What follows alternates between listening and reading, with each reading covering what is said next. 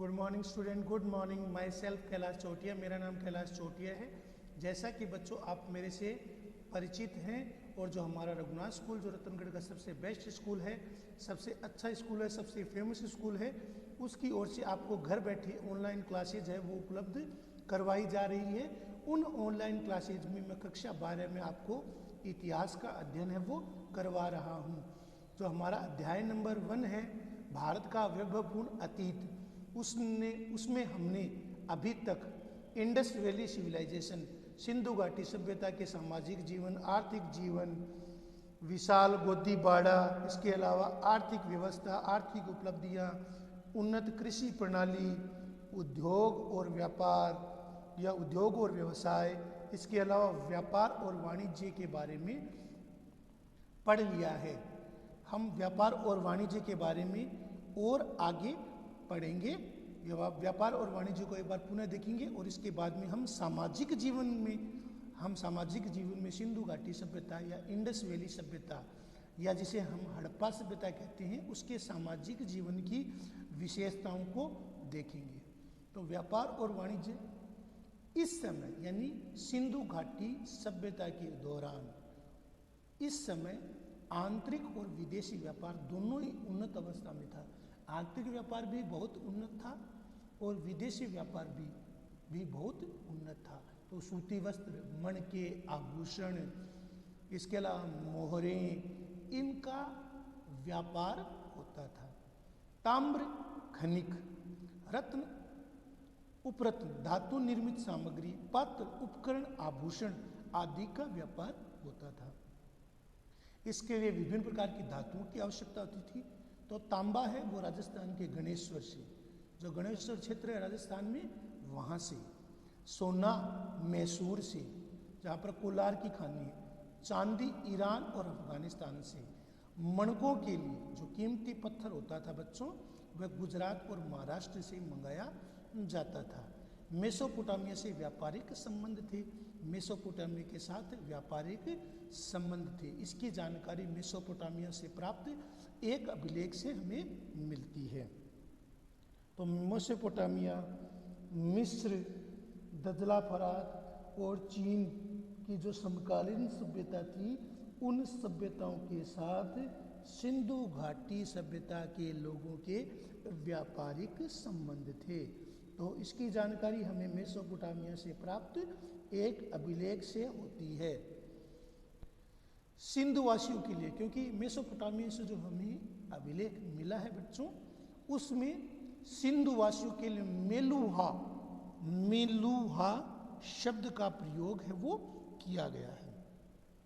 Mesopotamia के जो विभिन्न नगर से सिंधु सरस्वती सभ्यता की लगभग 24 मोहरें मिली हैं। तो मेसोपोटामिया के जो विभिन्न नगर थे वहाँ से इंडस वैली सिविलाइजेशन की लगभग 24 मोहरें मिली है। लोथल से एक बटन के आकार की मोहरें मिली हैं। ऐसी मोहरें जो बहरीन द्वीप थी या बहरीन का द्वीप था या फारस की खाड़ी थी या जो मेसोपोटामिया के जो नगर थे वहाँ से हमें मिलती है। तो जैसा कि हमने बताया बेटा, तो सिंधु काल में मुख्य रूप से मोहरों का, मणकों का, सूती वस्त्र का, गहनों का, आभूषण का, बर्तनों का आदि का व्यापार है वो किया जाता था।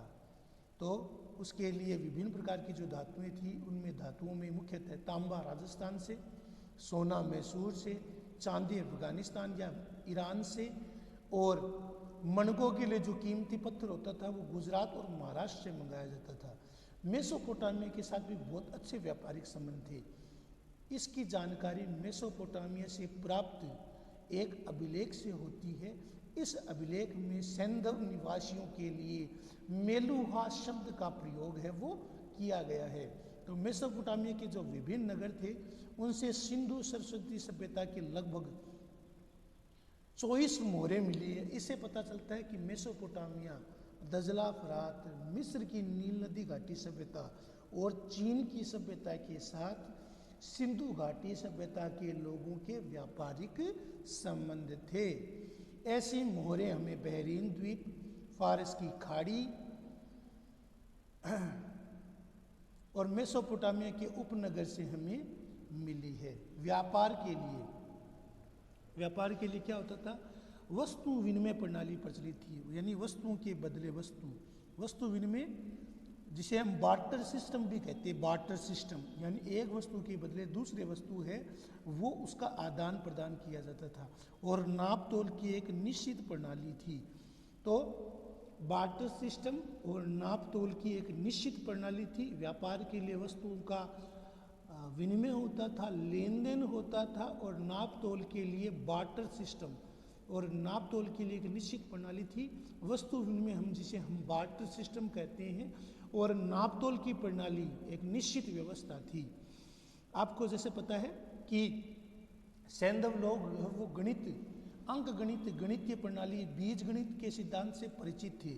जो अवशेष मिले हैं उनके आधार पर जो बाट हमें मिले हैं वो बाट कैसे थे, घनाकार थे, गोलाकार थे। इन्हें चर्ट या अंगेट से बने होते थे या चर्ट नामक पत्थर से बनाया जाता था। बाट एक श्रृंखला में बढ़ते क्रम में होते थे, जिसमें 1:2, 2:4, 4:8, 8:16, 32, 64, 128, 256 तक है वो बाट होती थी। तो हम कह सकते हैं कि इंडस वैली सिविलाइजेशन, सिंधु घाटी सभ्यता के दौरान वस्तुओं की विनिमय प्रणाली थी और नाप तोल के लिए बाट सिस्टम था।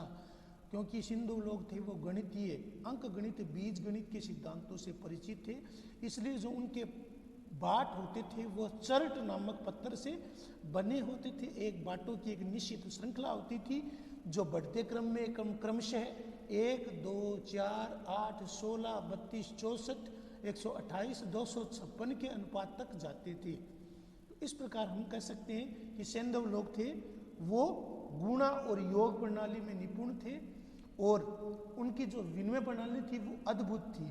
वस्तुओं का आदान प्रदान होता था, जिसे हम बार्टर सिस्टम कहते हैं। ऐसी प्रणाली हमें वैदिक सभ्यता के दौरान देखने को मिलती है। तो विनिमय प्रणाली, वस्तु विनिमय प्रणाली जिसे हम बार्टर व्यवस्था कहते हैं, और नाप तोल के लिए बाटों की व्यवस्था थी।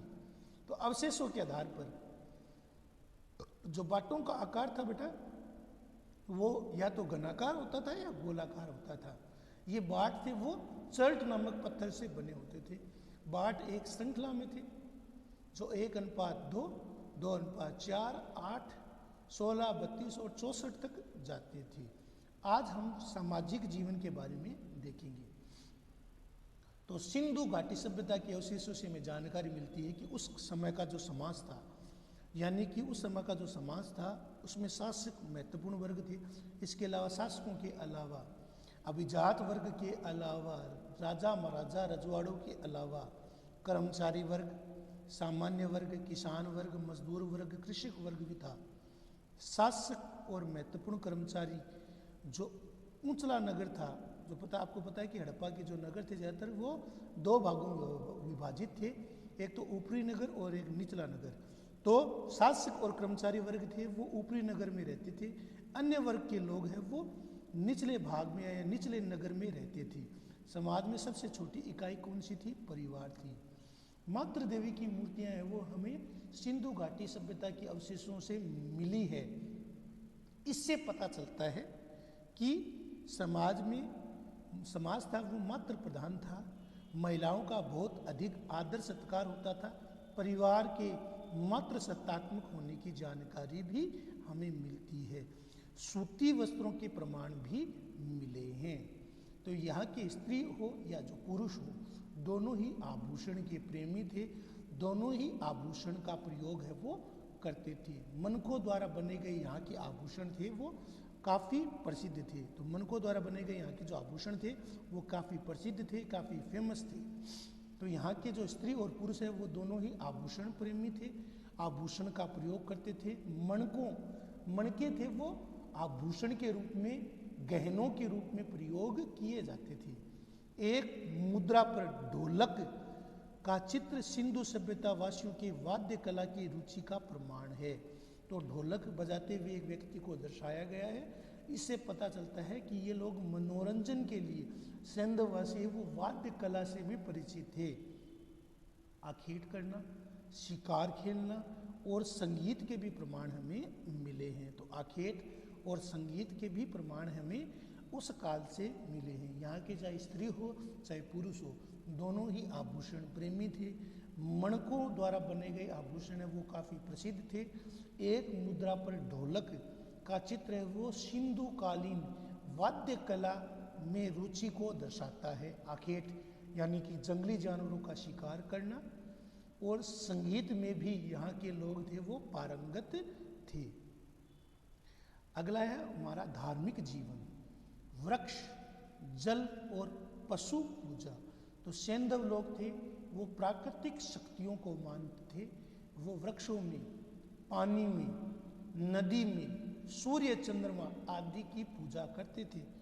तो सैंधव लोग थे वो प्राकृतिक वस्तुओं की पूजा करते थे। वृक्षों के भीतर रहने वाली आत्मा के रूप में वृक्ष पूजा इस समय का प्रचलन थी।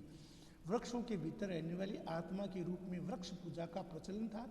एक मोहर में हमें देवता को दो पीपल के वृक्ष के मध्य दिखाया गया है। एक मोहर में हमें देवता को दो पीपल के वृक्ष के मध्य दिखाया गया है। 7 मानव आकृतियां मिली है, उनकी पूजा कर रही है।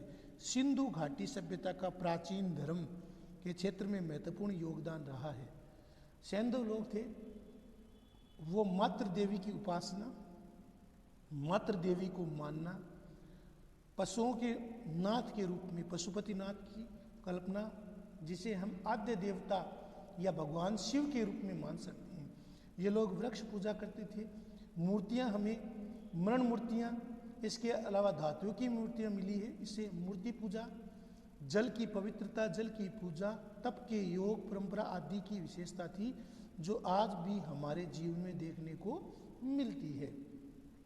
तो सिंधु सभ्यता के लोग वृक्षों के भीतर रहने वाली आत्मा से परिचित थे और वृक्षों को आत्मा के रूप में पूजते थे। एक मुहर में एक देवता को 2 पीपल के पेड़ों के मध्य दिखाया गया, दर्शाया गया है। 7 मानवीय आकृतियां इसकी पूजा कर रही है। तो सिंधु घाटी सभ्यता का प्राचीन धर्म के क्षेत्र में महत्वपूर्ण योगदान रहा। सैंधव कालीन खुदाई से अवशेषों से हमें मरण मूर्तियां, मातृ देवी की मूर्तियां वो काफ़ी संख्या में मिली है। तो मातृ देवी की उपासना, पशुओं के देवता के रूप में आद्य शिव या पशुपति नाथ की कल्पना, वृक्ष की पूजा, वृक्षों की पूजा, मूर्ति पूजा, ऐसी हमें मरण मूर्तियां मिली है जिनके पूजे जाने का उल्लेख है वो अभिलेखों में किया गया है। क्योंकि इन अभिलेख जो सैंधव अभिलेख है उनको हम पढ़ नहीं सके हैं। जल की पवित्रता, तप का योग, महत्व, योगी के रूप में पशुपति नाथ आद्य शिव को दिखाया गया है। तो योग, तप, साधना, परंपरा, यज्ञ आदि यहाँ की धार्मिक जीवन की विशेषता थी, जो आज भी हमारे धार्मिक जीवन में देखने को मिलती है। हड़प्पा से एक मूर्ति के गर्भ से एक पौधा निकलता हुआ दिखाया गया है। यह संभवतः पृथ्वी माता का रूप है। सिंधु घाटी सभ्यता से प्राप्त एक मोहर पर, सिंधु सरस्वती या सिंधु घाटी सभ्यता से प्राप्त एक मोहर पर एक पुरुष आकृति पद्मासन में बैठी हुई है। एक पुरुष आकृति आद्य देवता या योगी के रूप में बैठी हुई है। इसकी एक तरफ हाथी और बाघ है, दूसरी तरफ भैंसा और गेंडा और हिरण बने हुए हैं। एक अन्य मोहर में योगी मुद्रा में एक व्यक्ति की आकृति है, वो त्रिमुखी है या त्रिश्रंगी है, नाग द्वारा पूजा करते हुए दिखाया गया है। तो नाग की भी पूजा है, उसको प्रदर्शित किया गया है। तप, योग और यज्ञ, कालीबंगा, बनावली, राखीगढ़ी और लोथल से खुदाई में हमें अग्निकुंड और अग्निवेदियाँ मिली हैं। घर के बाहर जो चबूतरे मिले हैं उन पर अग्निवेदियाँ, अग्निकुंड मिले हैं। पद्मासन में बैठे हुए योगेश्वर की मूर्तियाँ हैं वो मिली है। इसके अलावा भिन्न भिन्न योगासन मुद्रा में मिट्टी की कई मूर्तियाँ मिली है। यहाँ से प्राप्त मोहरों पर एक सींग वाले बैल की काफ़ी चित्र मिले हैं। यहाँ से जो हमें मोहरें मिली हैं वहाँ पर एक सींग वाले कुबड़दार बैल की काफ़ी चित्रित किया गया है। इसके अलावा कुबड़दार बैल, जैसा मैंने आपको बताया है, बिना कुबड़दार बैल बाघ, हाथी, हिरण के चित्र भी मिले हैं जो मोरों पर उत्कीर्ण किए गए हैं। बाद में पशुओं को देवता के रूप में पूजा जाने लगा था। विभिन्न पशु देवताओं के वाहन के रूप में प्रसिद्ध हुए थे। तो विभिन्न जो पशु थे वो देवताओं के वाहन के रूप में, उनकी सवारी के रूप में प्रचलित हुए थे। मोहनजोदड़ो से जो विशाल स्नानागार मिला है, इस सभ्यता की जल की पवित्रता और स्नाना ध्यान की परंपरा का प्रतीक है। तो जैसा बच्चों मैंने बताया है, तो कालीबंगा है, चाहे बनावली हुए, चाहे राखी गढ़ी हो, चाहे लोथल हो, यहाँ पर जो घर थे वहाँ के जो चबूतरे मिले हैं, उन घरों के जो चबूतरे थे उनमें अग्निवेदियाँ, अग्निकुंड, हवन आदि की संकेत मिले हैं। पद्मासन, पद्माकृति में बैठे हुए योगेश्वर की मूर्तियाँ मिली है। इसी के अलावा भिन्न भिन्न योगासन मुद्रा में मिट्टी की कई मूर्तियाँ मिली है। यहाँ से प्राप्त जो मोहरों से जो मूर्तियाँ मिल दिखी है, यहाँ से प्राप्त जो मोहरों पर एक सींग वाले बैल का काफ़ी चित्रित किया गया है। इसके अलावा कुबड़दार बैल, एक सींग वाला जो कुबड़दार बैल है, बिना कुबड़दार बैल बाघ, हाथी, चीता, बारहसिंघा, हिरण आदि का चित्रण भी ज़्यादातर मुद्राओं में हुआ है। बाद में पशुओं को देवता के वाहक या सवारी के रूप में पूजा होने लगी थी। विभिन्न पशु देवताओं के वाहन के रूप में प्रसिद्ध हुए थे। मोहनजोदड़ो से जो हमें विशाल स्नानागार मिला है, उससे जल की पवित्रता, स्नान, ध्यान, आचमन, स्नान आदि करना, धार्मिक कार्यों को करना या धार्मिक कार्यों करने से पहले स्नानागार में स्नान करना, आचमन करना, स्नान ध्यान की परंपरा का वो प्रतीक रही थी। तो आज जो मैंने आपको लिखा है बेटा, जो अंडरलाइन कराया है, उसको आपको लिखना है, याद करना है, समझना है। बेटा ये आपका होमवर्क है। धन्यवाद।